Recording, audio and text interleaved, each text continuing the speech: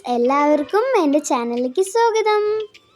ഇന്നത്തെ ഡിഷ് സിമ്പിളായിട്ട് ചെയ്യാൻ പറ്റുന്ന ക്യാപ്സിക്കം കൊണ്ടുള്ളൊരു ഡിഷാണ്. ഞങ്ങളങ്ങനെ ക്യാപ്സിക്കം വാങ്ങാറൊന്നുമില്ല. ഇതിൻ്റെ സൗന്ദര്യവും ഭംഗിയൊക്കെ കണ്ടപ്പോൾ ഒരു മോഹം. ഇതുപോലെ നീളത്തിൽ ചെറിയ കഷ്ണങ്ങളാക്കിയിട്ട് നമ്മൾ കട്ട് ചെയ്യണം. അതിനുശേഷം നമ്മുടെ ചീനച്ചട്ടിയിലേക്ക് നല്ല ശുദ്ധമായ വെളിച്ചെണ്ണ ഒഴിച്ചു കൊടുക്കണം.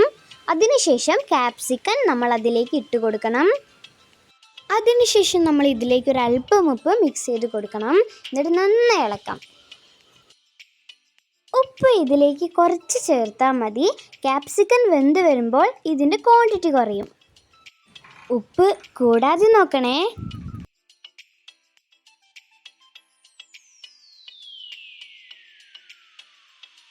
അത് നന്നായി ഒന്ന് മിക്സ് ചെയ്തിട്ട് കുറച്ച് നേരം അടച്ചു വെച്ചതിന് ശേഷം അത് വീണ്ടും 5 മിനിറ്റ് ഒന്ന് ഇളക്കി കൊടുത്താൽ ആ ഓയിലിൽ തന്നെ അത് നന്നായി വെന്ത് വരും. ഇത് ഒരുപാട് വേവിക്കണമെന്നില്ല, ഓരോരുത്തരുടെ ഇഷ്ടം പോലെ. അതിനുശേഷം ആവശ്യത്തിന് നമ്മൾ 1/2 ടീസ്പൂൺ മുളക് പൊടി ചേർക്കാം.